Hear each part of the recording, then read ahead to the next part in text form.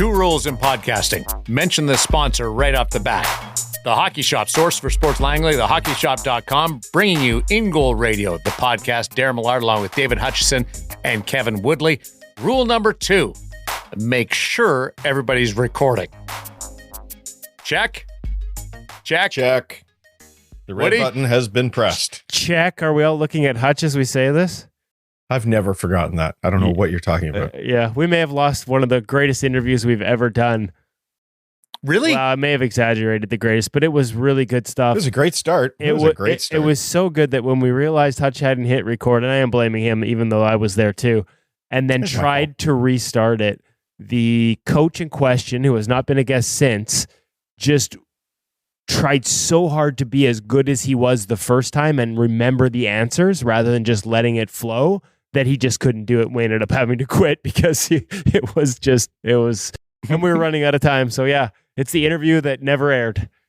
We won't say who it was, but he was drafted twice on the same day. Little trivia for folks out there. Oh, now we've got people. We've got a project to take care of during InGoal Radio, the podcast. You know, one time, I think it was 2014, I was on the ice, LA Kings celebrating the championship, and I was with Jonathan Quick. And we were interviewing him. We got like 3 questions in, and the cameraman said, well, we got to start over. I got a problem. And looked at Quickie, and Quickie said, sorry. He laughed because you're right in the middle of family and everything. And I didn't even blame him. I was almost happy. It was less awkward that he left right in the middle of it. And we've only forgot to record a couple of times. Like at my end, I forgot a couple of times and started halfway through the first segment and didn't mention anything until the end of the episode. And Hutch was very understanding. Let's just say that. Hutch is very understanding. That's why he's the parent of our group. Glass houses, guys. 4 Nations face-off. The rosters have been announced. We know all 12 goaltenders. Do you want to go team by team, or do you want to go biggest surprise? So I'm trying to recall, like, we made our own list, didn't we? Like, do we remember what each of us said and who got what right and what wrong? I think we were pretty accurate outside of Team Canada. Okay. All right. Pretty close there, weren't we? We just missed the third one in Canada, right? Yeah. Right. Yeah. Exactly. Okay. Yeah. It was just, that was the big mystery. Finland, to be quite honest, was pretty straightforward. Slam dunk. Once we got into the season and the performance of Kevin Lankinen, that was a debate at the start of the season. Heck, we didn't even know where he was going to play at the start of training camp, which makes it all the more remarkable. It became pretty clear once we got into the campaign and the job that he did, stopping pucks for the Vancouver Canucks. So in the absence of Thatcher Demko, Sweden was obvious. The United States, maybe there could have been a question mark just based on the performance by the Boston Bruins at the start of the year. But I don't know how far down any of us got. It was the Team Canada third position. Binnington and Hill were in front of the pack from the very start. Where we were on the third goaltender with Team Canada was option A, B, C, D, maybe the F or G. Right. We had a lot of different looks. What do we name? Cam Talbot, who would have warranted, part of the conversation, I hope, because he had a great start to the season and before he got hurt just last week. Logan Thompson's killing it in Washington. Jake Allen's actually, we talk about the Swedes taking Jacob Markstrom. Jake Allen, statistically at least, is slightly outplaying him in New Jersey right now. There were some options there for Canada to choose from. Joel Hofer actually posts Mackenzie Blackwood. Yeah, it's another good one. Marc-Andre Fleury. Very much so. I know that his name was at least brought up in the discussions. There's, Joey Decord. There we go. If he could have got a passport. Eric Comrie has better adjusted stats than the guy that they ultimately ended up taking. And that said, I think I found a really good reason, or at least one, why Sam Montembeault was the guy when we get into some of the statistics regarding this team. But should we go through the other ones, or we just covered Finland, Sweden, and America? The one let me give you this one. The American decision, was any of you thinking Thatcher Demko, despite the fact he hasn't played this season, could, I think, likely play this week here in Vancouver? No. Even with a higher, like his ceiling over the last couple of years statistically has been higher than the other two guys. No thoughts at all. Yeah, but it's not like there's an obvious weak spot in the tandem that they have. If you were looking at somebody there and you're thinking they're just filling a role with a body, then sure, maybe you go to Demko. But there's still so much uncertainty around, even though they're talking about him maybe playing this weekend. I just don't know that you can make that jump. Well, and probably presumptive of me to think Demko too, as much as he was a second place finisher for the Vezina Trophy voting last season, in a year where Anthony Stolarz is among the top 5 in the NHL in adjusted save percentage, and very quickly since coming back and getting his feet under him, Joseph Woll is right there with him. So an embarrassment of riches for the Americans in net, and I don't want to miss anybody else who equally would have warranted consideration. It's almost like they're working hard at developing goalies in the States. Yeah, it's almost like they got a plan. It's amazing what happens when you have a national development plan. Yeah. No to Hockey Canada. You guys want to dive a little bit deeper into what you're alluding to there? No, I think it's best if I keep my mouth shut. I actually got a TV hit on Sportsnet last week where I was actually... Go, Woody. I was on the post-game show and a number of intermissions talking about this. As much as I do think there is an argument to be made that part of this is just cyclical, and I know, Hutch, you believe that's part of the conversation and that Canada's maybe just in a downswing relatively. I do think it would be naive to ignore the efforts that other nations are making to improve their goaltending from the grassroots up compared to Canada, and the lack of a cohesive top-down, bottom-up, however you want to do it, goaltending development plan for both the goalies and the coaches. We still remain very much a private coaching nation, where it is private companies and private schools, and there are excellent people doing it, but we are not doing a good enough job delivering a plan that works for everyone and getting everyone on the same page right down to the youth level. We have fallen way behind what other nations are doing, and I think it would be naive to ignore the role that's played in where we are now relative to those countries. And that includes, that's fully acknowledging that Russia's a part of this discussion, in part because there's a lot of people that believe they don't overcoach young kids, that they just teach them how to skate and how to move, and they don't get too technical at too young an age. In the United States, that's part of the conversation of their development plan. We don't have anybody having that conversation, or at least if it is being had, the results of it are not being instituted down to the grassroots level. So there are excellent people involved at Hockey Canada. I think there's actually a concerted, renewed effort, and I don't think the person that's been put in charge of that has had enough time to, put things in place to catch up to the other countries. So I don't want to throw the baby out with the bathwater, because there is excellent people in place and they are working on it.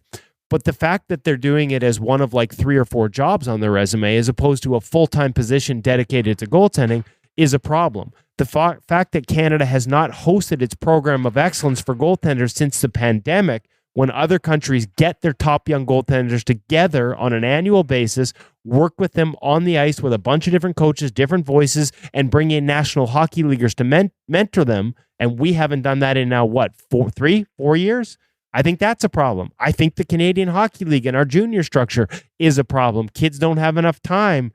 They spend key years sitting on the bench playing 12, 13, 14 games, and then within a year and a half, if they're not a stud number one, there's no place for them. Like, that window is too small. And I think that, obviously the NCAA rule will change that for a lot of guys, but that's part of the problem. The lack of a cohesive plan between top tier junior and the next level down, so that kids that are on major junior teams but aren't playing don't have a place to go and get minutes. Like, there's the 20-year-old problem. Like, there's a lot of different issues that go into this, and I don't pretend to have all the answers. Let's make that clear. But I think we should have somebody full-time looking at investigating what those answers should be and delivering it throughout the country in a cohesive, everybody on board manner. Hell, 24 of the 32 National Hockey League goalie coaches are Canadian. We don't have a coaching problem. We just have everybody on the same page. Let's come up with a really great plan and make sure we have more good goalie coaches at a volunteer level. I know goalie coaches that have taken the American bronze level certification program because they struggle to find the Canadian equivalent available in their area when it's convenient. It's easier to go take the American. Again, is it the only reason we're in this spot? No.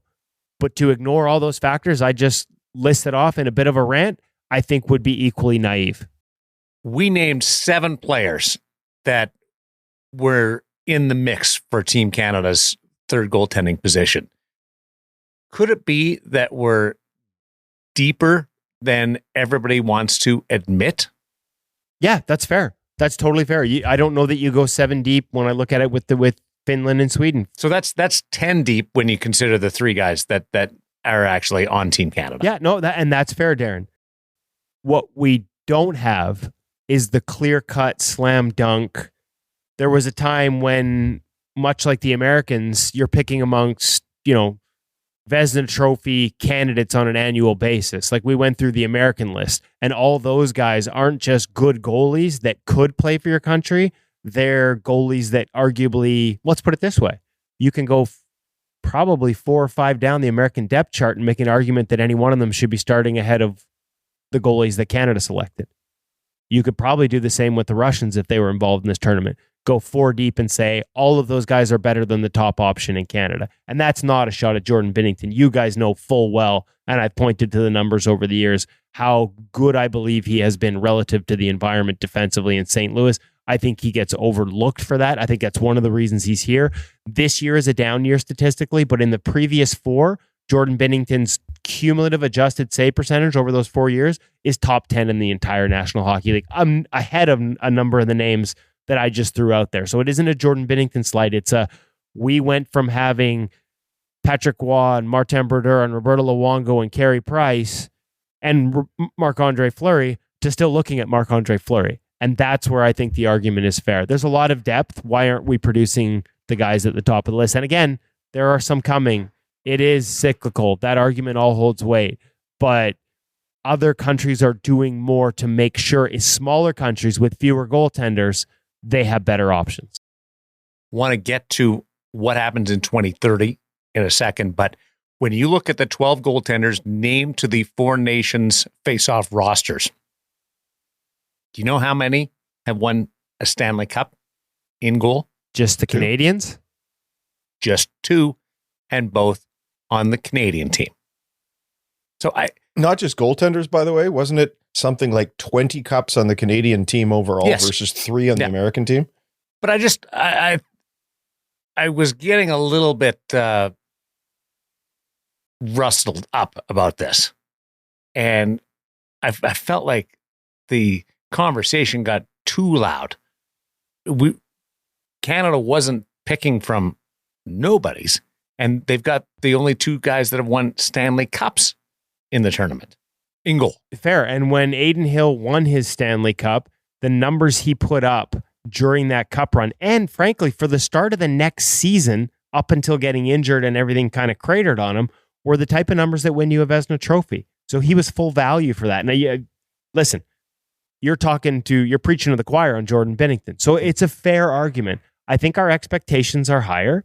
And I do think that when you look at us as a hockey playing nation and the number of registration and things that we have, it's fair to expect that. And when you look at all the things I just pointed out compared to the efforts being made in other nations, there is no question that we have fallen behind. And so what becomes interesting, Darren, and I guess we'll have to let it play out, is what happens 8 years from now or 4 years from now.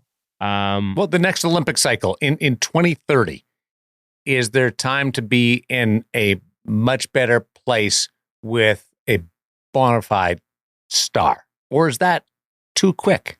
I mean, you're looking at 6 years from now. You think of the Carter Georges of the world that have basically 5 years. It's 5 years. Just been drafted. I don't know. I think it's too quick. I think I agree with you, Darren. Especially if we're talking about, ultimately we're talking about something that needs to happen at the grassroots level to increase the number of goaltenders in the system and then the performance and development of those goaltenders. And looking at the current crop of major junior kids age 16 and up is really the only ones you can look at for 5 years from now. and we're not affecting their development, and we're not going to affect their development. So maybe there's some great kids in there. Absolutely. But from a, can we influence their development perspective in the next 5 years? Doubtful. Okay. Can you completely change things around in their development? Absolutely. You're right. Probably doubtful.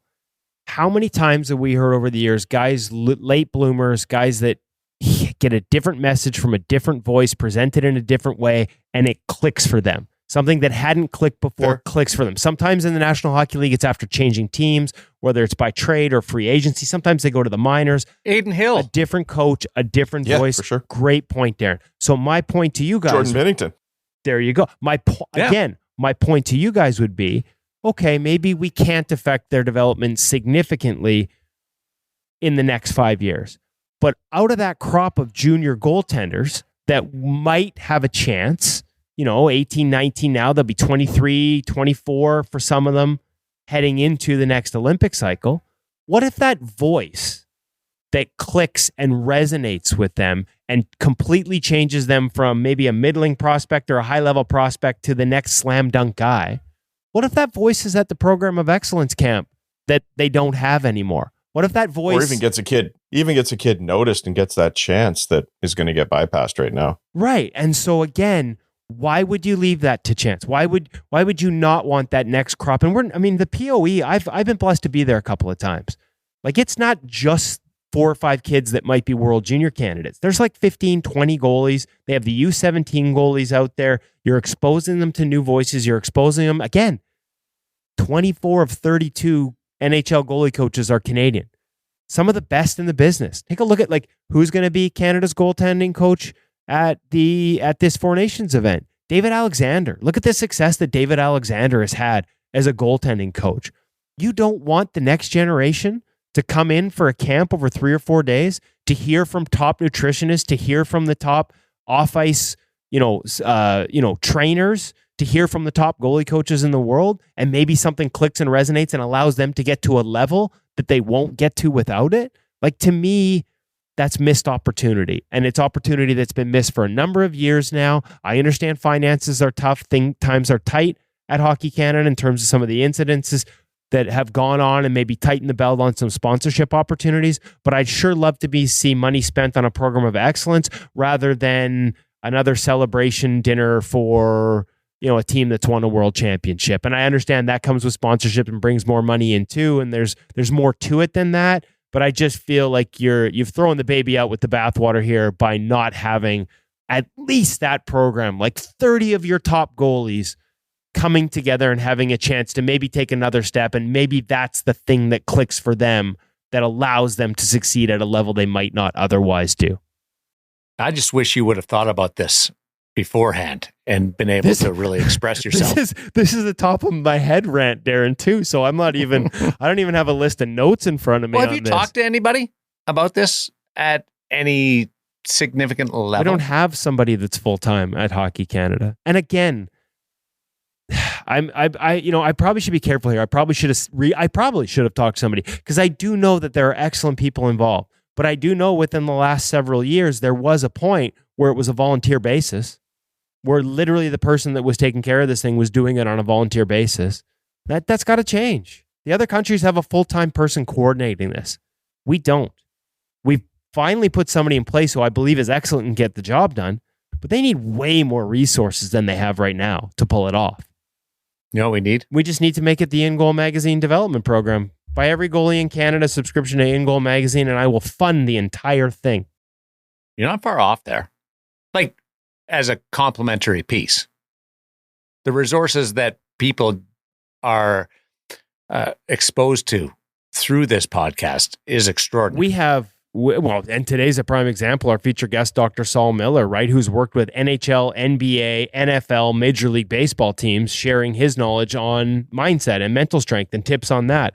But also, I would argue, we have associations that are working with us to make sure their kids and their coaches have a subscription to InGoal magazine, because it offers development tools that for a lot of them would otherwise be lacking, and access to coaching tips and advice from NHLers and NHL goalie coaches that would otherwise be lacking at a association level. And so if it's good enough for some of the biggest associations in Canada as a development tool, then actually, this shouldn't be a rant. It should actually be a proposal. Maybe I need to formalize it. I encourage you to do that. I do. Get fired up. No, not the fired up part, but fired up part's fun. Put some layers to it and put it in front of the right people. It's good. Not a rant. Nobody wants to hear a rant. To the right people. We love the rant. I'm enjoying this incredibly, but from the people that are going to make it happen, turn it around, they don't want to hear another rant. They want, how can you help me? How can this be my idea? How can we make this seamless and a transition? So if you're able to put that on the paper, don't write it down. Nobody writes stuff down anymore. You could type it, but don't write it. I'm on it. Okay. That's the right thing to do. I got a scoop on you guys. Uh-oh. Hey, Luke McKechnie, the Moose Jaw AAA U16 goaltender, scored a goal the other day. I watched it firsthand and I fired it off to you guys. I'm like, how is that? Or U18 AAA. What do you mean you watched it firsthand? What are you doing watching U18 games? I didn't watch it firsthand. I saw it on a post. Okay. But I saw it first. I like it.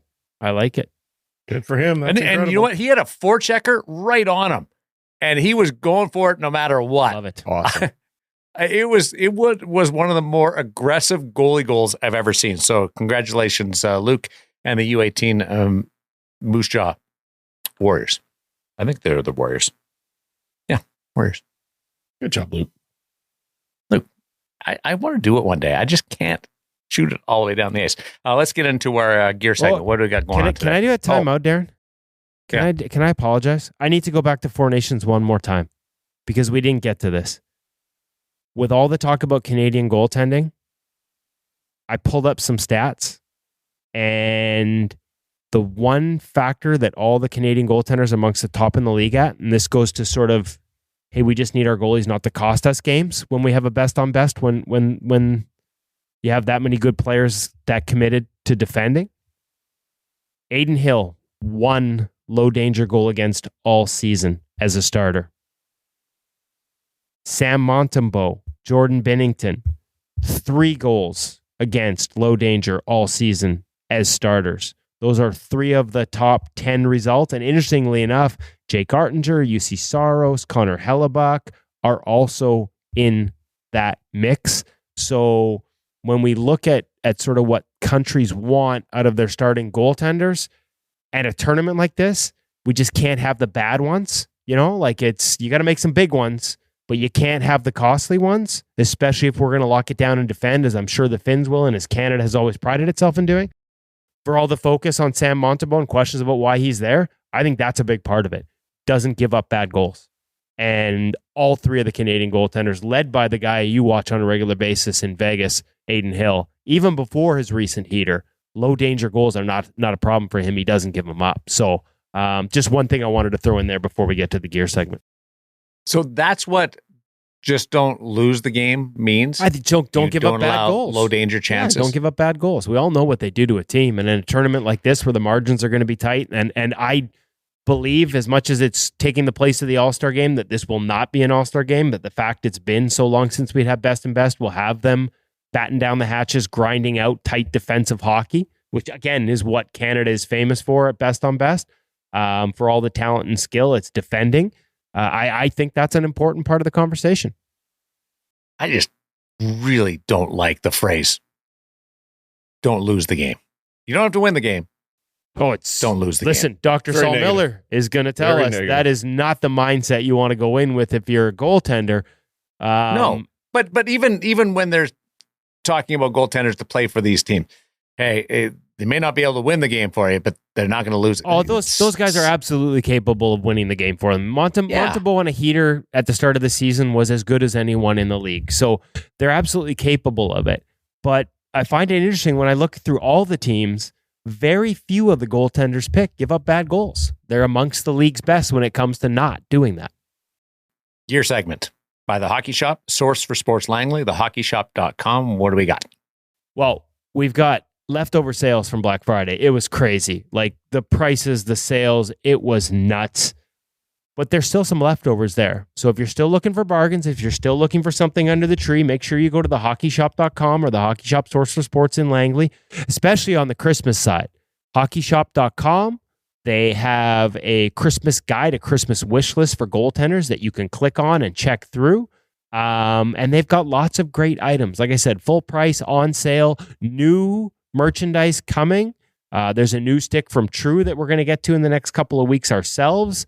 That's in there. There's new gear still arriving despite the fact it's almost Christmas. So make sure you check it out, thehockeyshop.com, including this week's subject, the Bauer Reactor graphics stick. I wasn't sure what was underneath those pretty graphics, like what was the base model, because the price looked great.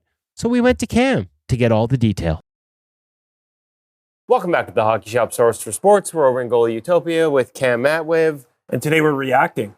Ooh, Bauer Reactor 5. We did the gear. We did the pads and the gloves with the Reactor graphics. And we realized... And then I spotted... We forgot to do that. You have Reactor graphic sticks. We didn't react in time. You didn't. They're kind of like you playing goal, Cam. I know. Did not react in time. There it is. Welcome back. Thank you, folks. I'll be here all week. We Tip have your waiter. A new waiter. All right. So, based off of the X5 Pro stick, we have the Bauer Reactor R5 stick. So similar specs. You still get that pentagrip. You still get that nice lightweight, shortened shaft that you're going to find in those Vapor sticks to be able to help you play the puck, pull it off of the boards. Rounded toe as well, again, for that playability of grabbing that puck off the boards. Overall stick, lightweight, great option, great way to complete that set with those Reactor 5 X5 Pro graphic pads. Okay, so hold on. Walk again, just slow for those of us who are a little slower witted. What is this stick based off of? The X5 Pro. Which is a second price point. Second price point stick of the Hyperlight 2. Okay, so Hyperlight 2 family. Yes. Second price point with the Bauer Reactor 5 graphic, essentially. And little extra paint on it for the white? Yes. That would be a difference as well? Yes. X5 Pro shows a little more carbon fiber. That's correct. I'm just trying to hit all the points. No, it's good. This is what you're here for. We kind of, we bounce back and forth, right? And it comes with lots of colors. Yes. 23, 24, 25, 26, 27. Regular hand only. Is there intermediate or just senior? 23. That's an intermediate. Well, 24 is becoming kind of a senior size, but we'll talk about that another time. Okay. So, second how many price colors? Point. I count 3. There is 3 different colors. You know what happens if you put them all together? I don't. Oh. It's like the Infinity Stones. Yes. He's gone. Oh, crap. I forgot about the phone numbers. I gotta snap them back. 604-589-8299 or 1-800-567-7790. Give us a call. We can talk about your Reactor R5 goal stick. Go away again. It's getting annoying. Collect them all. Wonder what the collective exhale was after the Black Friday sales and subsequent shipping. I'm going to be honest with you. We are 4 days later as we record this. Like we're past Cyber Monday by 4 or 5 days. Hutch was over to chill. He just wanted to see me, chill out with me. Nothing to do with watch his kid play hockey. So we were going to do a segment. We hit up Cam like, hey, we're over. We got a time. We can bring the cameras, kill another segment. He's like, can't do it. Boxes still everywhere. Like the aftermath of a sale that big at a store as big as the Hockey Shop it lasts. It's got a lasting effect. So they're still getting through it. But like I said, that means there's also still deals to be had. We'll be back in there shortly to like I said, film a few more segments, including that new True Stick. Spent a lot of time going through all the sale items and what was available from sticks to skates, accessories. I've said before is my favorite thing. So continue to do so, but can't wait they're going to have to restock. So it's after the sales, we're going to get a whole bunch of new opportunities to get into some gear. Visual Edge Pro Reads up next as we continue to dive down the rabbit hole of Visual Edge and its benefits to goaltending. Well, its benefits are they help you see the puck better. And that makes them a natural fit as the sponsor of our Pro Read segment, because Pro Reads is all about seeing the game better. So I've been using Visual Edge, took their Edge test. They give you results on 6 different components of sort of your visual skills, basically, and then you start training each one. I've seen improvements, not just in my subsequent Edge test. So you can take that original test and then you can take it over as you go through the drills and see if you're actually getting better with the various things like convergence and divergence and tracking and all the different elements that go into seeing a puck better. I'm seeing improvements already, and you will too if you use Visual Edge as a training tool. You know who else uses Visual Edge as a training tool? This week's Pro Reads guest, Joseph Woll of the Toronto Maple Leafs. And this week's Pro Reads focuses on RVH or overlap decisions on 2-on-1s down low in tight. And I thought it was fascinating to listen to Joseph Woll sort of walk us through the mindset and what happens when you maybe anticipate someone continuing downhill into a zone, but they don't get there and you've made a decision. So the importance of patience. He walks us through all the video of this 2-on-1 down low and comes up with some interesting points.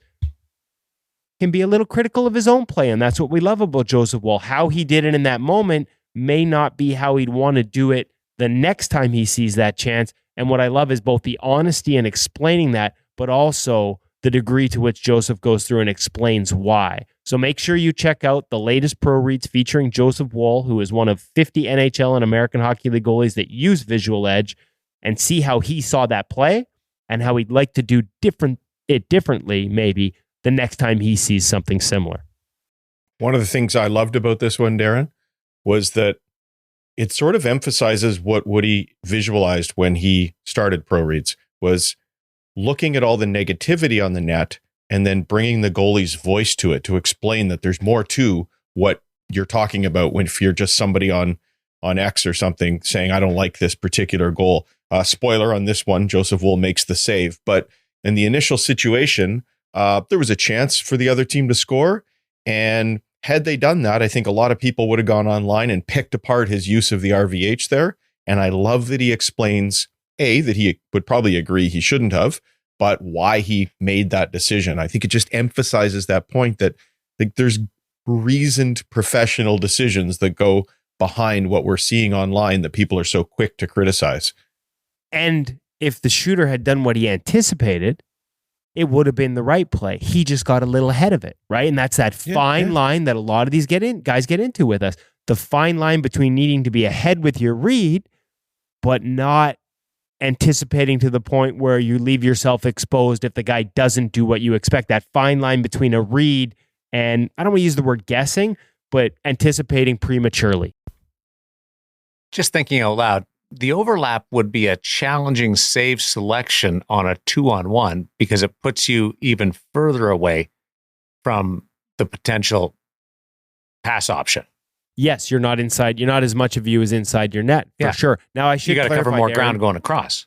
Right, because I know you haven't 100%. Had a chance to see this one. It's just gone up, but it's sort of a down low in tight 2-on-1 as opposed to a 2-on-1 with a lot of flow to it. Okay. But yeah, 100%. And that's why having Joseph Woll explain, because some of what he explains might be counterintuitive to some of the people watching the video and thinking it through themselves. So having him explain why, and you can see it in the video, the extra sort of parts of his movement that result. And that's why it's important to have these voices. And how guys move is different. Not every goalie's going to see that and think, well, I move better. Like some guys are going to be like, well, I move better out of the RVH. I don't have that little extra movement. I would have been just fine. And that's the beauty of what we're trying to do here, is not tell everybody how to play it, but show the thought process that goes into it so that everybody can figure out whether they see things the same way as Joseph, whether they have the same physical skill and tools and movement, or whether they might need to handle it differently. It's why every time we do a Pro Reads, you can just go right to the video and hear the NHL goalie, but we try and give you a screen cap and ask you specific questions so you start thinking. It feels a little bit like homework, feels a little bit like school, but get the goalies thinking about that decision-making process before the NHLer explains to them why he did it a certain way. It's my favorite part of InGoal is the Pro Reads. I think most people. Moms and dads, if you're looking for a good Christmas present, you can order a gift subscription and your kids will instantly have access to 260 pro reads. It's incredible. That's Walk nuts, through eh? safe selections by the goaltender watching their own video. No other place offers that. No, and some of the best in the game for those that haven't seen it or are new to it, like Connor Hellebuck, Thatcher Demko. A lot of the names that we just talked about for these Four Nations teams have sat down and done video reviews for us with pro reads. I want to know, what's the secret to covering the short side on an RVH? Why are some goaltenders better at it than others? And along the way, can you squeeze that out of the people that you're talking to? I'm going to give you a hint here, Darren. If you go through the archives, there's a couple with Thatcher Demko that talks about alignment and entry. We've got a couple different drills and a couple different pro reads that I do think, without necessarily picking apart other guys, because that's not what we're about, I think that is a big part of the answer. How you align, what degree that inside edge is relative to the goal line, like sort of how many degrees off the goal line is it? And there is a formula there that I think makes it easier to cover the short side rather than coming in steep with a much higher alignment leg, that inside leg way up higher in the crease. Just makes it easier to short side seal for a lot of guys. And so I'm hinting at the answer. It's definitely in checkout. Thatcher Demko gave us 9 pro reads. He was 45 minutes of excellence, and the answer's in a few of those. I'm on it. Let's get into the Stop It Goaltending You, the app parent segment, and Stop It Goaltending You. That's another great added benefit to being part of the InGoal family. They have extended their Black Friday sale, by the way, to the point where if you listen to this podcast right as it comes out, make sure you check it out because the sale is still on as this launches. Won't be throughout the podcast until we get the next one, but check it out early. You can get an annual subscription to Stop It Goaltending You, the app, for $20 off on the regular basic model and $40 off on the premium one. So rather than monthly, you can buy a 1-year plan. You'll save $20 on the basic, $40 on the premium. And in both cases, you get a free 1-year membership to InGoal magazine, premium edition, and all those pro reads we just talked about. So always lots of great content. They've got quick hit drills every day, 5 new ones a week, every weekday, 5-minute drills and 20-minute sessions, all kinds of different layers and elements you can get into with the coaches and crew from Stop It Goaltending. Every week on the app, they have new material. And of course, every week you get access to new stuff from InGoal magazine. All subscriptions to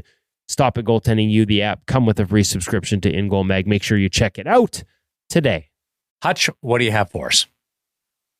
I have a follow-up, Darren, from last week. Last week, we were talking about that idea.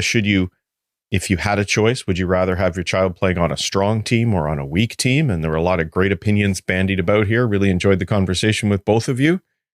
Promised last week that we would follow up with some tips for those kids who are on a weaker team and for those parents who want to know how to help them, because it can be a grind. It can be a real mental challenge. So I promised I'd come back with some ideas. As I was putting it all together for this week, though, guys, I realized the things I'm going to say would probably help every goaltender, regardless of what team you're on. But obviously, a lot of the needs are highlighted when you're on a team that's struggling and facing those challenges. So I will say, moms and dads out there, this is going to require some time and effort if you want to really be able to help your child. But if you do, it's a real opportunity to grow as a person and as a goaltender. We've said before that goaltending is mentally a grind, and it is doubly so when you're on a team that's struggling for wins. And really, honestly, aren't we asking young kids to deal with some challenges here that even us as adults find challenging? I know all the goalie parents in the group find it really challenging when our kids are in this situation. Now think about this as a 13, a 14, an 18-year-old having to deal with these challenges. It's tough. Personally, I've got a lot of experience with this, guys. My kid's been a goaltender since he was 4 or 5 years old, and I think he's played on a strong team only once in his life. And it was a fun, relaxing year for all of us. The reality is that if your kid is naturally competitive, it's going to be hard to take losses no matter how well they play. We also need to acknowledge that. And the people around them don't make it any easier. There are a lot of positive, supportive people in the game, but at every level, no matter what they play, others are going to look at them and wonder, or even openly ask, if they couldn't have found a way to make 1 or 2 more saves.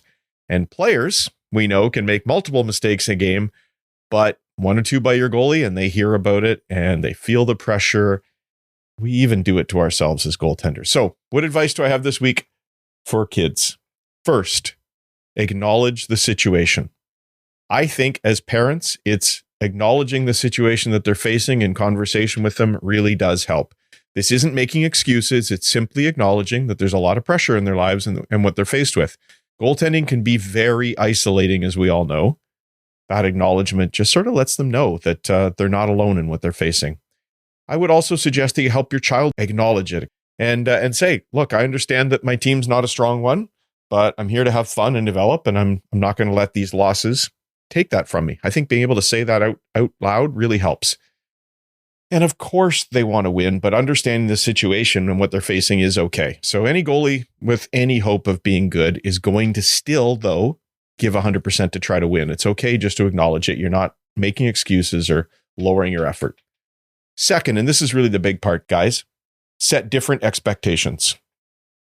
You're not mailing it in and just assuming losses. Of course, you're going to try your best. And the reality is that a self-motivated athlete is going to be competitive regardless.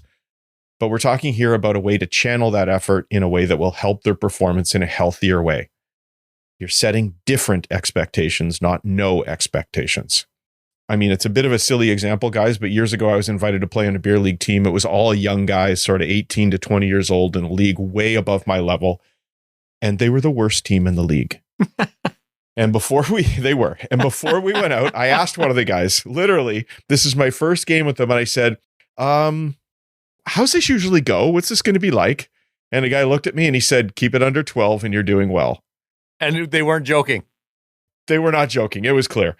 And honestly, though, that changed everything for me because I was super nervous. I went out, I gave up fewer than 12 and I really enjoyed myself. And I played a lot of games with them and I don't think I ever gave up 12 and I had a good time. So, but those different expectations help. And look, that's an extreme example, but I think it makes my point. But the best approach isn't about the number of goals, really, when I'm talking about different expectations. So here's what I would suggest you might want to do to help their development and their mental health. Set some other goals that they can try to achieve. Referring again to a book I've mentioned before in the past, The Inner Game of Tennis, you can set a goal like count the number of times you control a rebound, or count the number of times your child plays the puck well, or they choose a good depth, or they beat a pass on their feet, or even some emotional goals like not showing that you're visibly frustrated after a goal, or making the plan to take 2 deep breaths and let them out slowly before every face-off. Some sort of a goal related to their process on the ice. Not a lot, just 1 or 2 of them will really help them focus in a game and work on what they're doing. And then afterwards, you can look at those personal goals that you've set and you can decide, did I achieve them? How did I do? How well? Can I do better? And you can even be proud and evaluate your performance based on that sort of personal system that you put together. The goals are related to process and not the scoreboard. I don't know if you guys noticed watching the Olympics this year, guys. I was amazed by the number of athletes who referred to their sports psychologist and making their process related goals. It was like the number of, I've heard it before, but it just seemed like athlete after athlete in the Olympics this year. It was amazing. Look, there's top gymnasts, figure skaters, snowboarders, whatever, who know they can't do the same skills as some of the people they're competing against, the ones who are likely to win the medals. But do you really think their only goal at the Olympics is to win? Do you really think they have a coach saying, you just need to find a way to do a triple axel today? Of course they don't. But they still work just as hard as anybody else out there.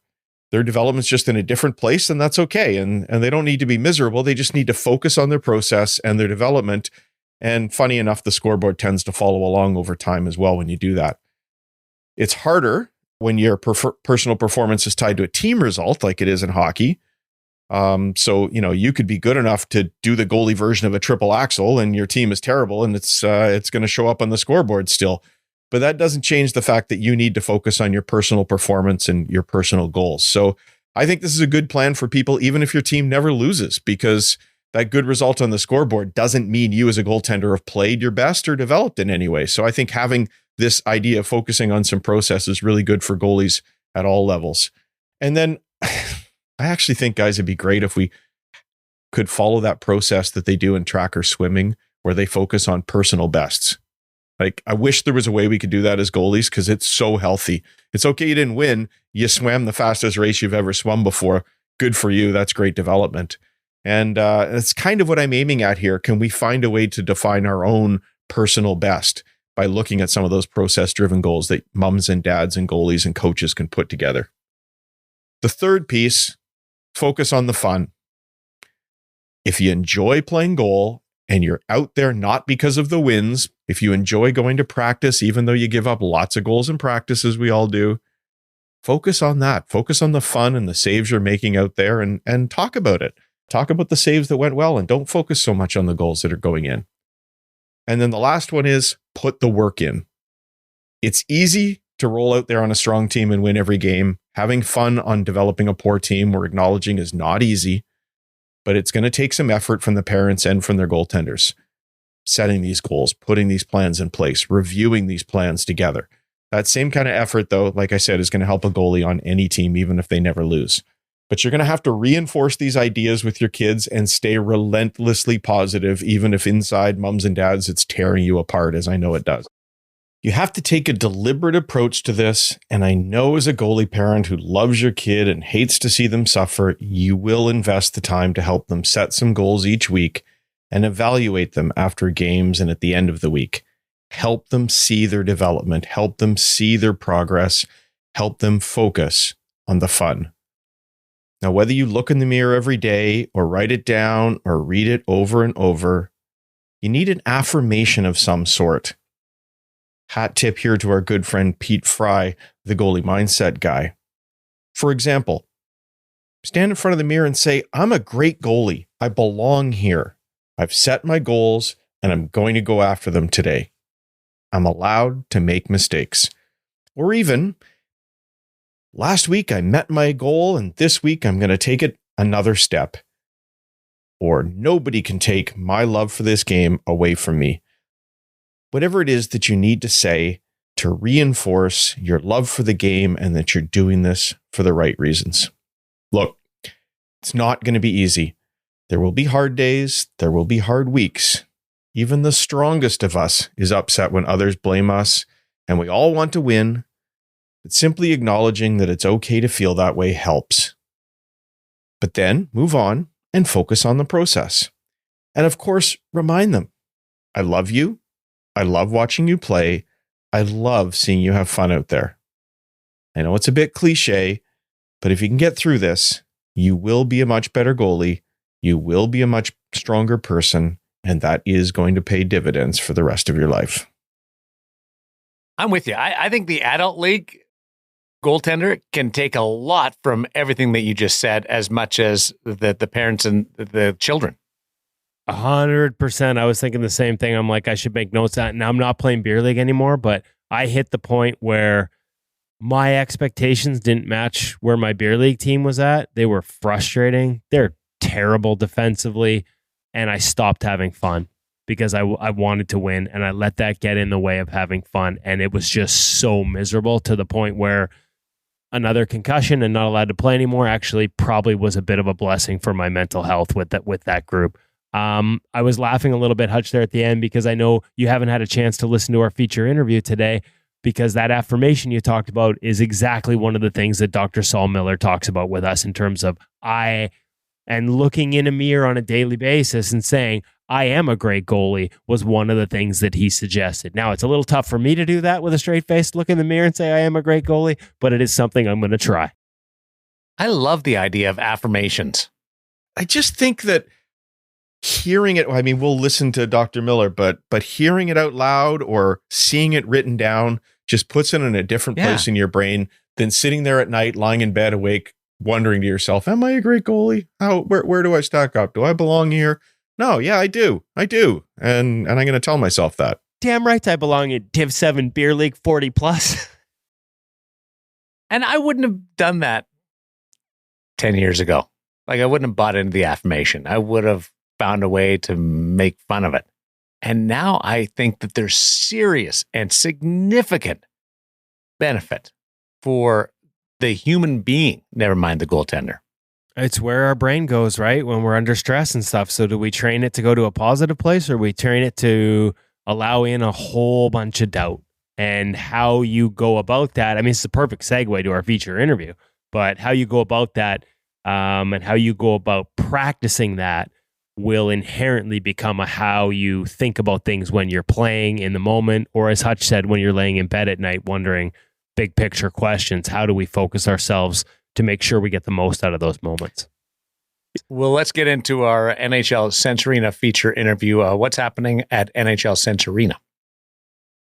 One of the cool things about NHL Sense Arena we've talked about before is that they actually host competitions. So you can put your headset on and go and compete for prizes against other goaltenders.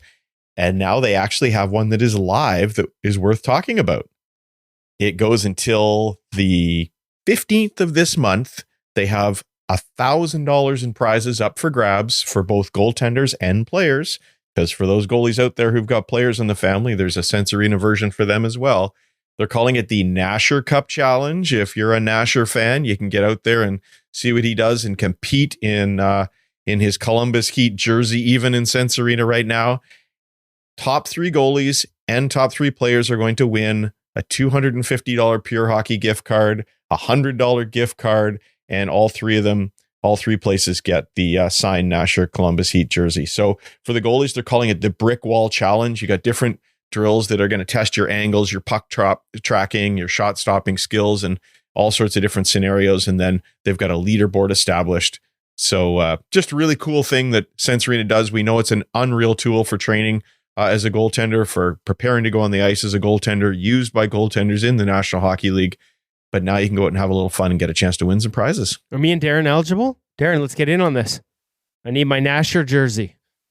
I don't know. I think we need to acknowledge, Woody, that you're probably not going to win, but you can still go out there and have fun, and you can still work on some of those skills. And Darren and I are very proud of you. Thank you for making my expectations realistic. And I deserve to be there. A brick wall. I deserve to be there, even if I don't win. Because you are a great goalie. Yes. I have skills. Not sure you do how good they are, but I have some. They're still skills. You're going down a different avenue today with our NHL Sense Arena feature interview. I am, and you're going to hear me talk about this at the beginning. This is a gentleman that I've seen around the rink for years. I've been doing this now, covering the National Hockey League for 24 years, not to date myself. And Dr. Saul Miller is somebody that I've seen around throughout at various times, coming to see clients, coming to see the teams he works with. You check his website. We'll have it in the show notes. Like, the list of professional teams and clients that he has is impressive. Major League Baseball, NBA, NFL, NHL for sure, teams overseas, Olympians. And so I ran into him recently. He was here to watch the Islanders, had a couple of former clients or current clients on the Islanders. He was here to watch them, and we just started talking in the stands. And I quickly realized that he's a goalie and that he comes up through the goaltending fraternity. He's a member of the union. He played, back in the day when there were no masks. And so to have somebody, we started talking. I asked him if he'd be interested in coming on. He said yes. And to have somebody with as much sort of depth of knowledge and experience on the psychological performance side of things, be willing to sort of sit down and share some of those concepts with the rest of the goalie union was a real honor. As soon as I realized that, it was just a matter of time, probably just 2 weeks before I got him on the show. So I appreciate his time. I think everybody's going to enjoy this. Hutch, there's right down to specific advice for how to handle those car rides home after a good game and after a tough game. Dr. Miller gets into all of it. Like I said, folks, he's got a free YouTube channel. We'll put all of that in the show notes below. As you're listening to this, we talk about that as well. Just, there's a ton of good things here. We've had a lot of different sort of sports mindset goalie people on over the years, and add Dr. Saul Miller to that list. He's got 10 different books published. We get into all of it and a lot of great takeaways for goalies and goalie parents at every level. He's one of us. Dr. Saul Miller, the NHL Sense Arena feature interview on InGoal Radio, the podcast. Really excited to welcome to the InGoal Radio podcast. First-time guest, someone that I have seen around the rink at Rogers Arena, probably actually dating back to when it was named GM Place for a number of years, coming in to work with athletes and teams. Dr. Saul Miller, a performance psychologist, performance specialist. He has a PhD in clinical psychology. He's written 10 books, worked with teams in the NHL and clients in the NHL, PGA Tour, Major League Baseball, the NBA, as well as on the business side. A lot of clients on the business side. So he is also, first and foremost, in the goalie union, a former goaltender. Dr. Miller, thank you so much for joining us today. It's a pleasure to be with you, Kevin. Absolutely. Okay, so before we get into sort of some tips and things and advice for goalies and goalie parents, we have a lot of those that listen with their young goaltenders. Talk me through, you played in an era where there weren't masks all the time, or at least when you started, your love for the position growing up. Absolutely. It's just, I don't know. I was always a goalie. As a matter of fact, I grew up in Montreal, and a bit of heresy, I was a Toronto Maple Leaf fan in Montreal at the time when, obviously 6 teams in the league, and Turk Broda was the goalie for the Leafs, and my nickname became Turk for a long time, up until high school. I mean, I was called Turk after him. And we played, outdoors.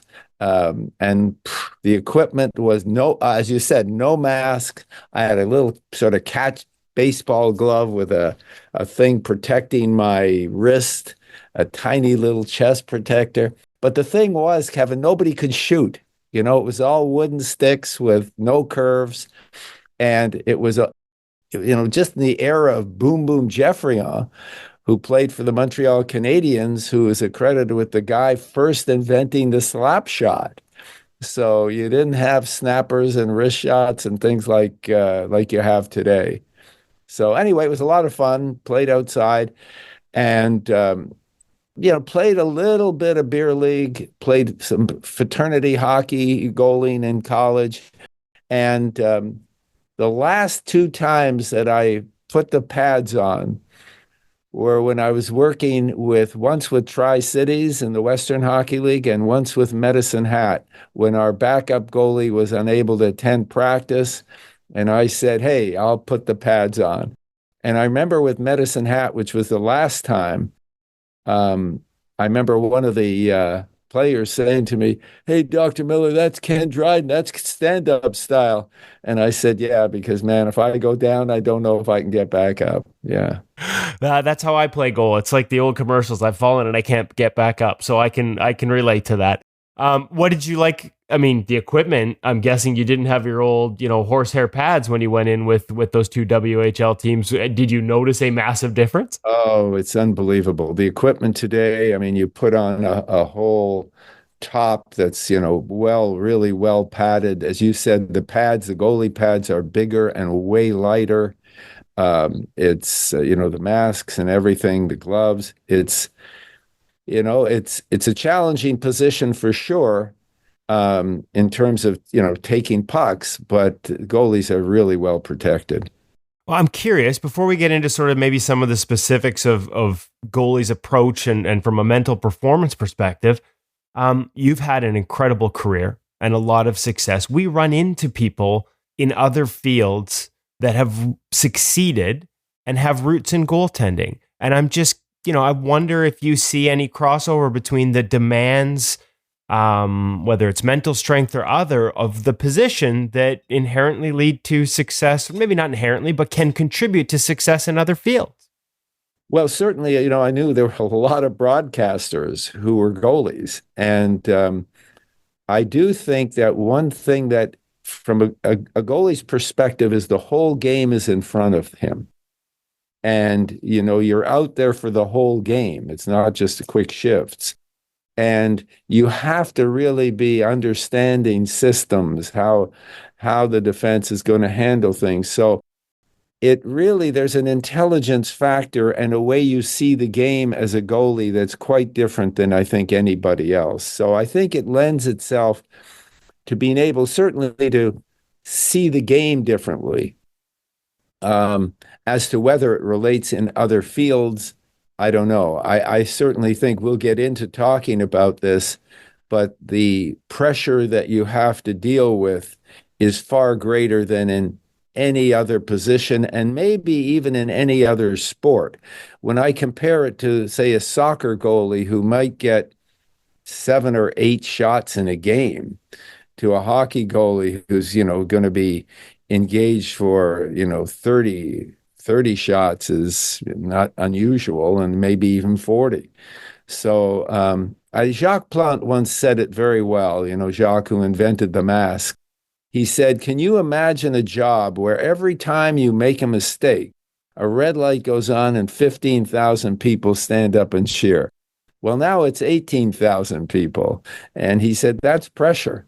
If I'm a forward, I always tell, if I'm a forward and I'm not aggressive on the forecheck and I'm giving them an opportunity to break out easily, yeah, some people might notice it. The coach will notice it. If I'm a defenseman and I don't gap up right and I'm giving them more space to more, movement to maybe even challenge and create a chance, yeah, the coach notices that, maybe a couple of fans. If the goalie does anything that's not right, everybody has an opinion about it.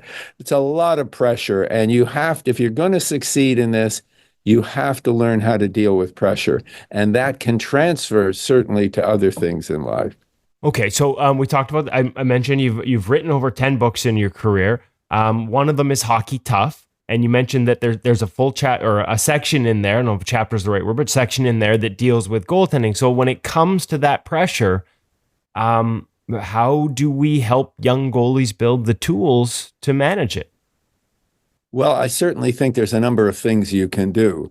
Let me backtrack a little bit. Okay. I think if one wants to be a good goalie, in their preparation, there's 3 elements. There's the physical element, where, the goalie's role is quite different, right? So your endurance has to be a little different. You're out there on the ice if you're playing at, say, an elite level for a 20-minute period, you're out there for 30 minutes.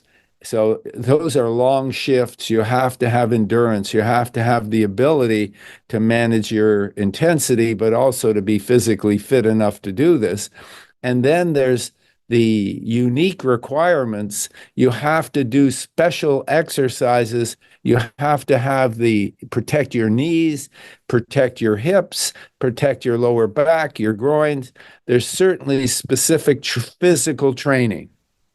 Then you have the skill development area, where you're really working with, elite goalie coaches on having good technical skill, good positioning, the way you present your body, and even some things about how you read the game, but, your angles and your tracking and all of that stuff. And puck handling as well. That's the skill part. Then there's a purely mental part. And that's my area. Now, there's overlap between these different things to some extent. But the mental part, I like to look at it that there's right focus, right feeling, and right attitude. And when I get to right focus, if I'm working with a goalie, we take a look at, well, I always tell them the mind is like this supercomputer. We think thousands of thoughts a day. It's your computer. You're the boss. If you don't like how you think or you don't like how you feel, you got to change the program. So when we talk about their mental programming, it's what they think, the thoughts that they have, it's the images, the movies that go through their mind, and it's their emotions. And that's what I'm working with them on. Their thinking, their imagery, and their emotions. And when it comes to thinking, I give them homework. I want to know 5 reasons why you're a good goalie or why you're becoming a good goalie. And I was just looking at this before us having this interview. And one of my clients who's in the NHL, when I asked him 5 reasons why you're a good goalie, he said, I'm athletic, I'm quick, I'm mobile, I move well, I'm technically strong, I have good technique, and I'm big. That was his thing. And I want him looking in the mirror every day. If you're a developing goalie, you get up in the morning, you go to the bathroom to brush your teeth, you look in the mirror, you see that handsome face, and it's saying to yourself, I'm a good goalie. And know why? I have the head, I read the game well, I have the body, I compete, I'm athletic, I move well, I have good technique. Talk to yourself in a positive way. Every year I have 3, 4 clients get invited to NHL camp for the first time. And some of these players, not I'm specifically goalies, just players, some of them walk into camp and they go, wow, that guy's big, or that guy's fast, or they worry what the scouts and the coaches are thinking. And I say, as soon as you do that, you give your power away. Why were you invited? Because you're a good player. That's the thing you want to be saying to yourself all the time. I'm a good player. I have the skills. I have the body. I have the movements. I'm a good player. And then I ask them usually to give me half a dozen actions that if we were watching them play, what would we see if they were playing great? I'm square to pucks, I'm tracking pucks, I'm moving well post to post, I have rebound control, I'm handling pucks well, I'm communicating with the D. Why it's important is we get more of what we think about. Before a game, before a practice, think about a couple of things you do well. Put the good thoughts in your mind. If we get more of what we think about and you're thinking, don't mess up, you're going to increase the probability of those things happening. I also ask them, all my clients, not just goalies, to pick an animal that would give you the feelings you'd want to have if you were playing great. And it's really interesting because elite athletes and goalies included, of course, 99% are picking predators. They're picking lions, they're picking bears, they're picking tigers, and what have you.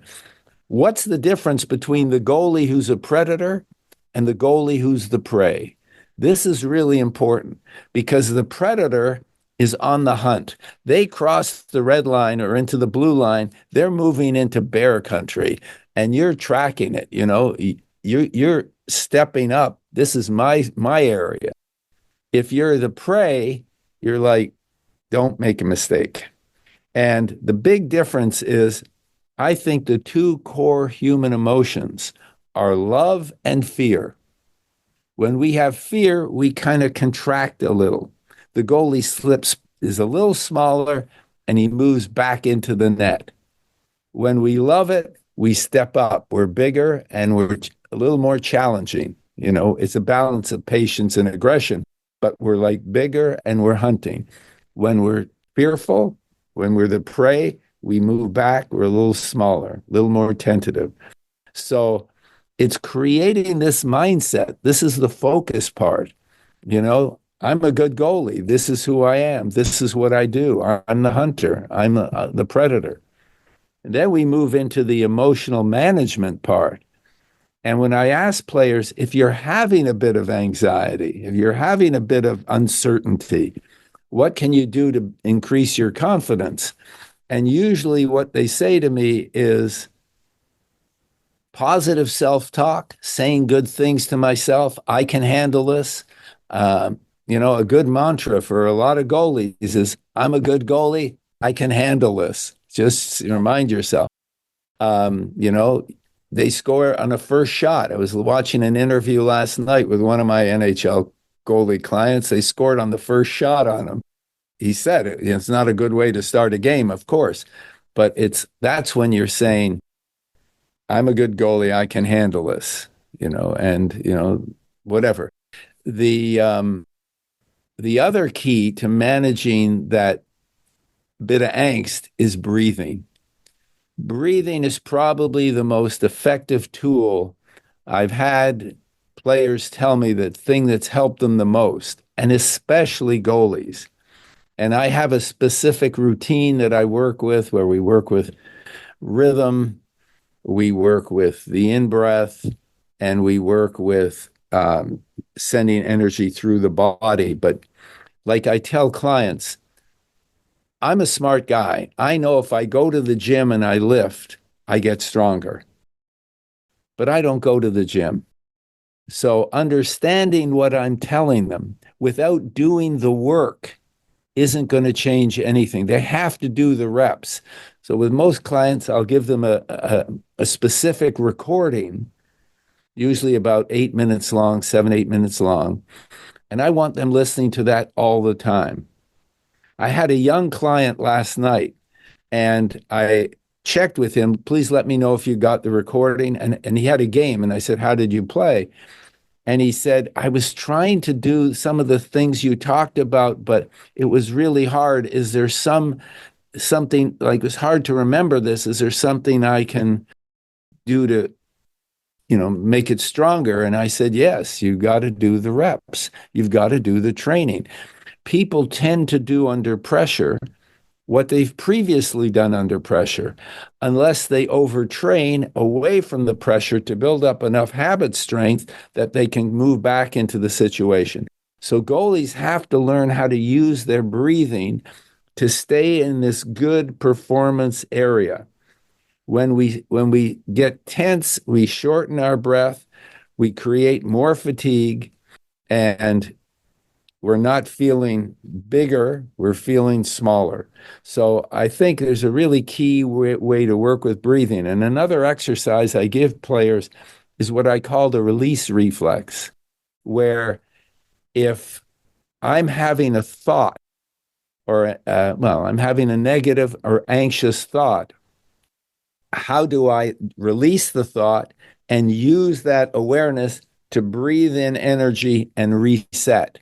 It's a way to learn to reset. And I tell them, we show them how to do this, but then I say, look, in practice, I think every goalie knows there's way too many shots in practice. Half the time they don't let you set up properly. It's bang, bang, and so you can't stop everything, but it's really good in practice to practice resetting. Okay, you take a breath, the next 3 shots, I've got, or the next 5 shots I've got, and then take a breath and reset. Okay, so you're practicing how you would reset in a game situation. If the play hasn't been, maybe you've had a lot of play, maybe you've had not much play, maybe your attention drifts in that 20-minute period. And how do I draw that back? It's using your breath to draw the power back to you. Or if you have a coach who's highly critical, and it's really unfortunate, especially with young players, and you're worried about the coach and your attention goes up, and you notice that, draw the energy back to you. You learn to use your breathing to stay with the power. And as I say, there's 3 elements. There's the rhythm, there's drawing the energy to you, and there's getting that energy flowing through you into your hands, your feet, and your eyes. So learning to do that, to release the tension and to keep the flow going, is something that takes practice, but it really gives you emotional control. It helps. And that breath work is something, like, we talk about it. It's funny, you talk about the physical and the skill development, and how many goalies spend a lot of time in the gym, how many goalies spend a lot of time with the goalie coach, but then the third one, how many are willing to do the work on things like breath work, so that it becomes innate, when like a reverse VH becomes innate, or the strength to push across the crease becomes innate, right. The ability to reset that reflex. You have to work at it to get better at it. Absolutely. Pressure brings out, sometimes, if we can't control it, it can bring out our worst, but it can't. And we don't want, a lot of goalies are intelligent. A lot of goalies, as you were saying, are intelligent. Intelligent people often think too much. And it's really important that we bring it back down to, I'm a good goalie, and this is what I do. It's very interesting. One of the people in my book, Hockey Tough, that I interviewed was Devin Dubnyk. And I had worked with Devin when he was playing junior. And he was a superstar in junior. He was really good. He was a very high draft pick, and he went to a very poor Edmonton team, and he was getting blitzed, and then he got traded to Montreal, and that didn't work out. And he ended up in Arizona. And I reconnected with him. He became a Vezina candidate. And I said to him, what happened? What helped you to transform this? And he said 2 things. One, he said, I had a goalie coach who believed in me. It's always great to have a coach who believes in you. And that was Sean Burke. who's a real good guy. And then he said, I learned, and this is key, I learned to keep the game small. And what he meant was, all I think about is push, stop, set. Push, stop, set. I just keep the game small. I don't care if it's the first, third game of the season or the seventh game in the playoffs. I keep the game small. And when he said that, it gave me the idea of, in the focusing part of my training with goalies, to ask every goalie to come up with two, at the most three, but two anchors. And these anchors are things that you bring to mind that will help you to stop the puck. You know, I mean, they could have just scored. Some guy could, crash into you. Some guy spray you. Some guy's talking at you. A lot of things can happen. You can worry that a shot wasn't put on the shot clock or what's somebody thinking. None of that helps to stop pucks. But what are one or two, three actions that will help you to stop the puck? And overwhelmingly, he had come up with push, stop, set. Overwhelmingly, for most of my clients, it is be square, track pucks. Be square, track pucks. If they have good position and they're good tracking, they're going to be fine. If they're worried about some other nonsense, it's not going to help them. So it's a tool to bring them back into them. It's so easy to say golf, next shot mentality. Absolutely. You can't dwell on the past or the future. All you can control is the next shot. Easiest thing to say, hardest thing to do. That sounds like a really good tool to help maintain it. Absolutely. I would say easiest thing to do and quite possible. I wouldn't say hardest thing to do. Okay. Maybe it's just for some of us who aren't that bright who play goal. We struggle a little bit. It's like we got to watch our self-talk. Mine is 3. Mine is posture, position, and puck. So watch the puck. Yeah. Position is where I want to be in the crease, and posture is sort of how I'm standing. Yeah. Probably one too many. I might need to simplify a little bit. Something like 3. The third one that I found most popular is hands up and in front. Instead of dropping them down. Hands up and in front, be square, track pucks, you're in good position. And it's keeping the game small. I don't care what the score is, and it's really funny. And then imagery is really important. And, as I said, being the bear, being the lion, this powerful animal that can really move well and spring.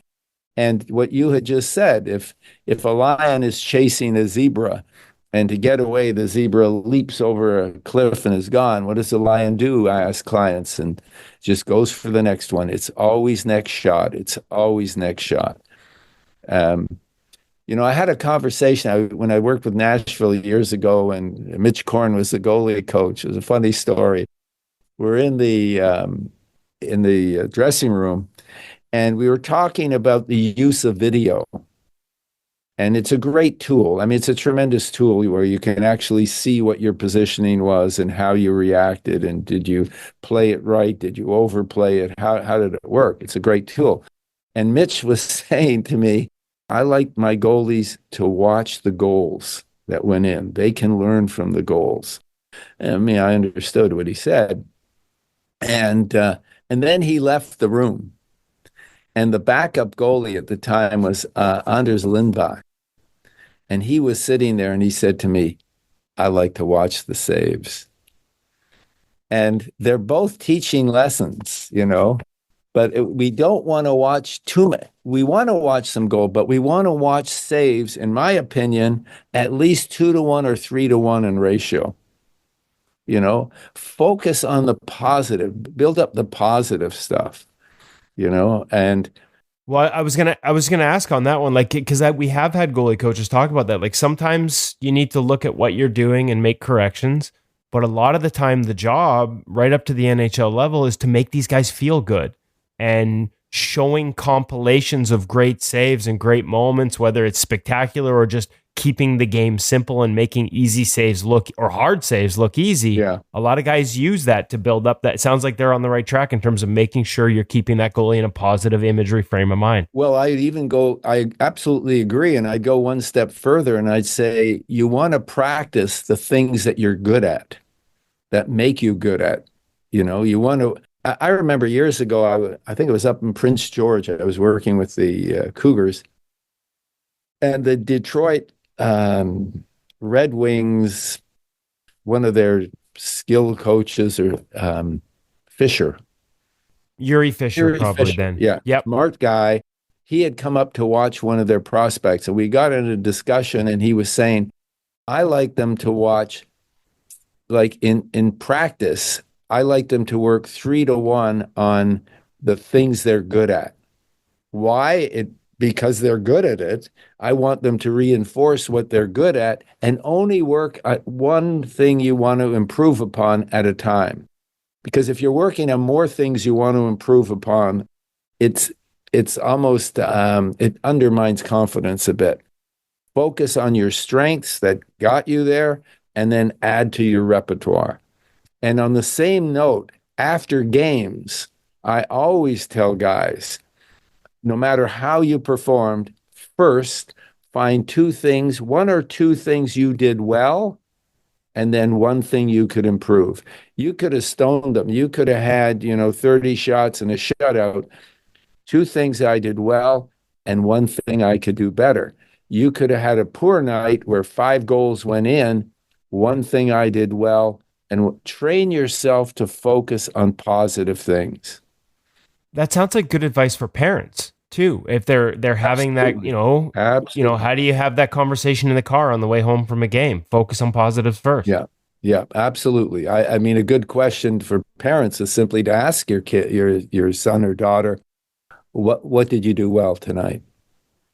Tell me one or two things you did well, and then one thing you can do better. Yeah. I like it. Now, you talked about imagery and the importance of it, using the animals. What about visualization? Absolutely. There's three. How important and how to do it? 3 kinds of visualization that I use. The first is like, what's the end goal? What am I working towards? Because if somebody say somebody's playing U18 hockey, and what do they want? Their goal is to play junior. Their goal is to play college. Maybe their goal is to play professional. If they have goals like that, if you have that image of what you're working towards, you're going to work harder. Some guys just like to play. It's just fun. That's great. But you're not going to work quite as hard as somebody who has a picture of what they're working toward. So an end goal image is valuable, and it's a driver. It can push you to do more.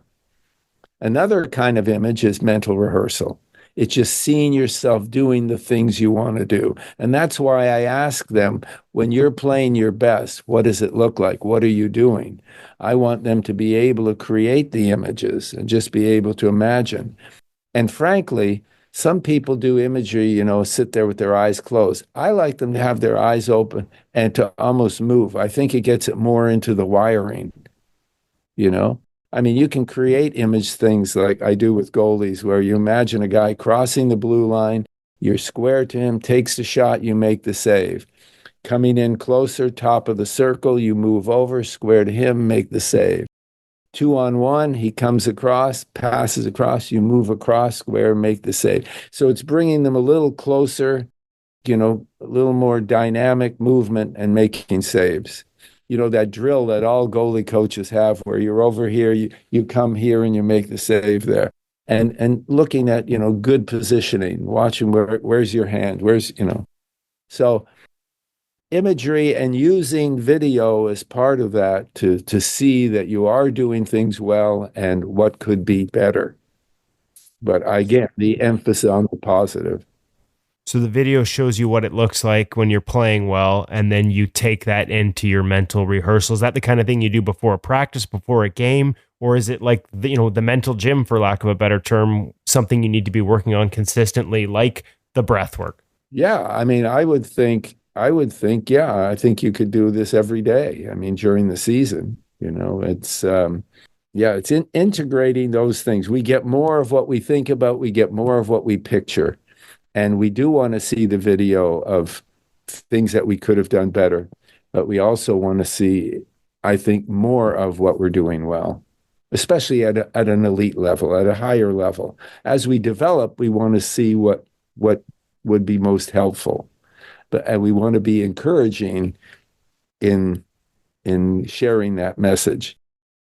There's another thought that I think is interesting when we talk about right attitude, and that relates to what is your goal?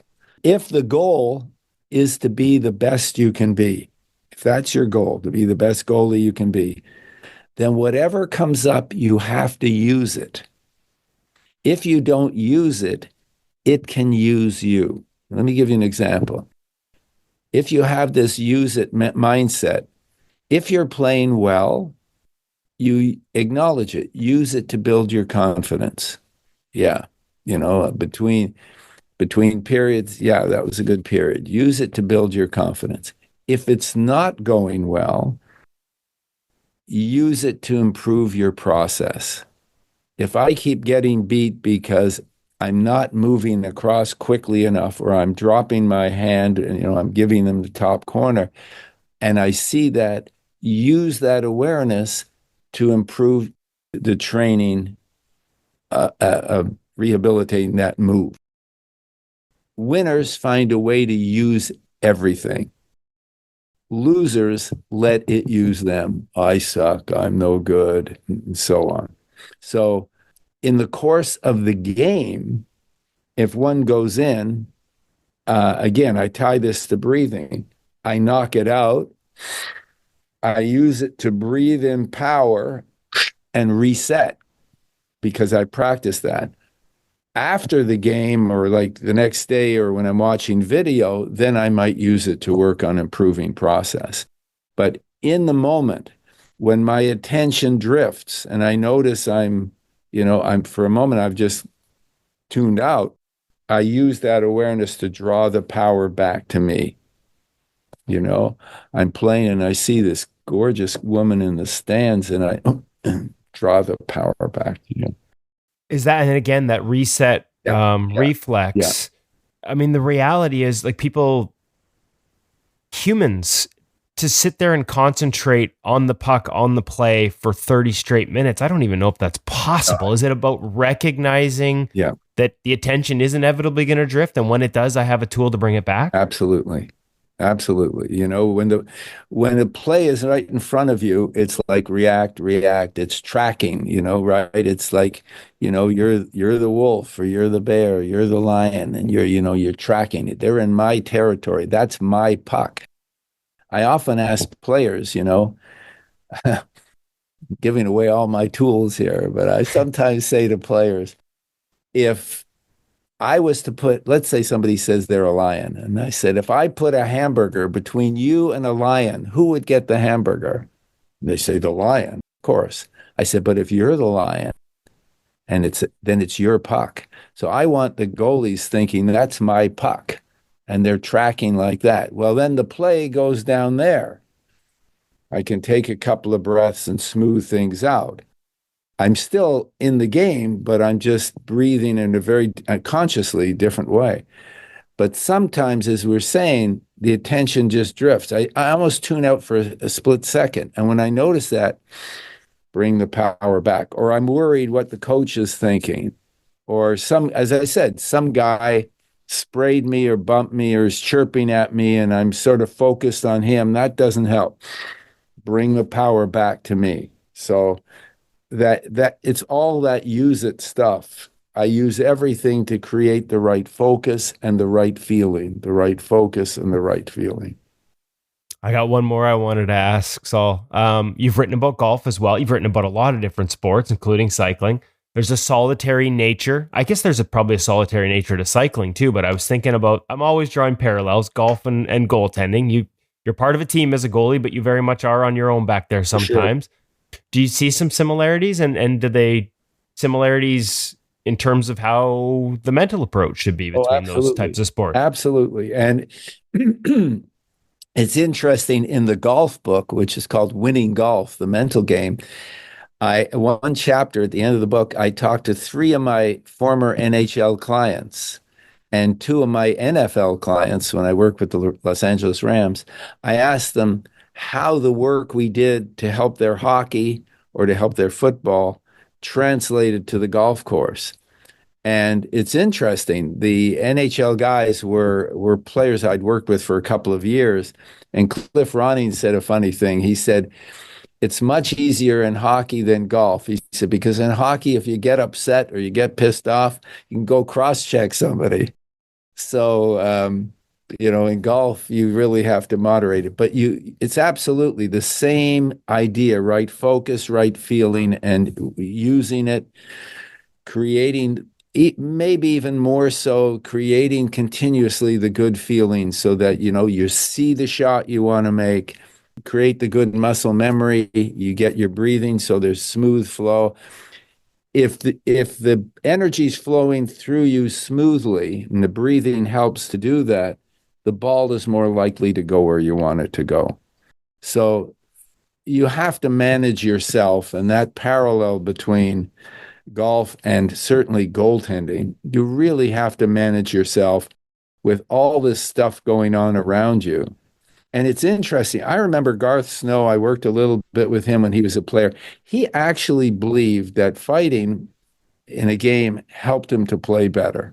I was going to say, we can't go hit anybody, like we can't cross-check anybody like Cliff Ronning can, but Garth maybe did. He actually thought he played better. So, but what it highlights is that there's a difference, a personality factor. Some extroverts are more stimulus seeking. To get into their optimal performance zone, sometimes I have a graph. Would graphs work in this? Well, not for the people listening, but we could certainly share them in the show notes, just like we're going to share with a lot of the other stuff. Well, it's not a very good graph, but it works. This shows that this is performance. So this is maximum performance across the top. And this is emotional intensity. And we see with no intensity, the person's asleep, almost their performance is very low. And now they have an edge. They're in a really good place. And now they're getting too intense and performance drops off. And this is where most of my clients, they're tense, they're a little uptight. So that's why the way they talk to themselves, working with their breathing, creating the right mindset helps them to be in that good zone.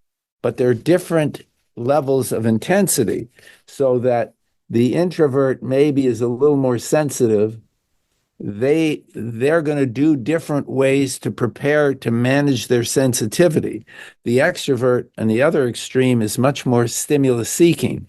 So they might be chirping at people to keep them in the game. I remember Freddie Brathwaite saying to me, I talk a lot in the game to keep me in the game. I mean, you're talking to your D, you're talking to, if you're a good communicator, it helps the guys know somebody's on you and this kind of stuff.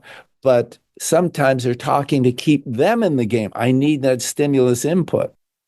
So, and you can be chirping at people, which I don't think most guys would think about doing. But if it gets you in that zone, it gets you in that edge. Fine. I did with him. I can't imagine him fighting helps him to play better.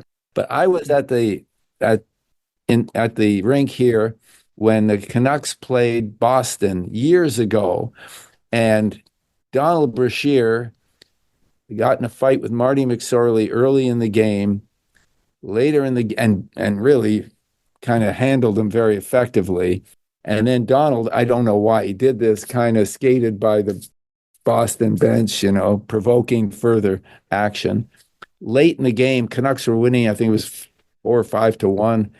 5-2. 5. That was Saul. That was my first ever game covering the Canucks for the Associated Press. So I know exactly where we're going. Okay. So, McSorley wanted, to save his face, and Brashear, there was no need for him to do anything. Brashear skated away, and I think McSorley was trying to hook him to turn him around. Yeah. And he actually, pulled him back, and Donald hit his head on the ice and so on. Who was it who skated? And McSorley turned around and skated but down to the Boston end. Gar Snow skated down to get McSorley, which is unbelievable. Yep. I forgot about that part. Yeah. I think I'm right about that. He didn't go. Yeah, no, you probably are. He was the goalie that night, so that would make sense.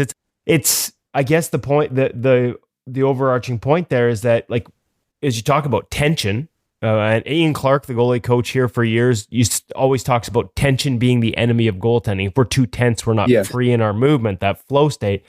Everybody has a different point in terms of where that optimum point is. Yeah, but I think, what we're talking about maybe it's ill-advised because it's way over the optimal point. We're not most of us aren't Gar Snow is what you're saying. Oh, and I mean, goalies shouldn't be thinking of retaliating and doing any of that stuff.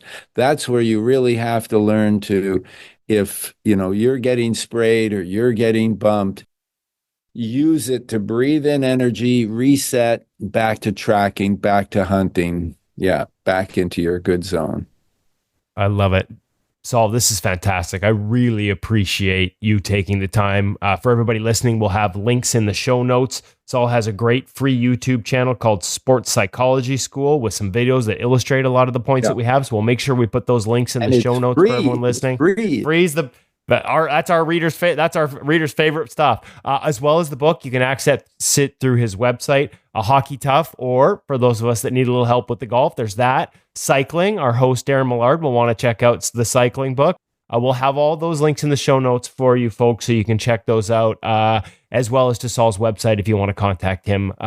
Saul, thank you so much. Really appreciate this. I know a lot of parents and goalies are going to benefit from it. It's been a pleasure, Kevin. It really is. And I really admire what you do and what you've been doing for years. So take care. Thank you. Thank you. That means a lot. Okay, buddy. Bye-bye. That was fun. That was really cool. I love learning things. So one of the things there is if you were an animal, what animal would you be? You want to be a predator, not prey. Where are you guys going? Oh, I'm a bear. One of the good ones. Yeah. I don't. I'm scared of sharks, or else I would go with the great white shark. But I'm more bear. I want to be on land. I'm thinking bears on. I think a shark on the crease might just flop. Maybe I am a shark on the crease because I just flop around all over them. My second answer would be a bald eagle. Oh, it's like, the talons. Oh, I like being able to fly. Just being able to fly would be fly, and you're a predator. Like, you got great eyes, visual edge, and Shell Centurino. That's good. I don't think they're flying around with the headset on, but those are my two: bear, grizzly bear, and bald eagle. I'm thinking the bald eagle would have the ultimate windmill Wednesday, with the old wingspan. Has nothing to do with where Woody is right now, but I'm going orca. Highly intelligent, pretty fast, predators. They look like they can have a whole lot of fun out there as well. So social, I'm going orca. Social. I'm not social. Well, that might not fit me very well. I'm definitely not going that because of the social aspect. Not just are they predators, but they tend to play with their food. So a little bit of baiting the shooter out there a little bit, If you've ever seen those videos where they're sort of tormenting the seals on the ice by making waves until they fall off, they do tend to play. And hey, listen, Darren said shark or orcas can take down even great whites. So exactly. And I'm pretty sure they'd fill up the whole net. So I like that. I'm going orca too. Hey, you're not allowed to steal my. Okay, I'll go. Fair. I'll go wolf. Go wolf because I happen to be a big fan of some kid in Calgary with the same last name. Oh, there you go. I like his mask too. Yeah, like when you see it from above, and that wolf face. It's a well done. He's a predator. All right, let's wrap things up. You guys have a great week.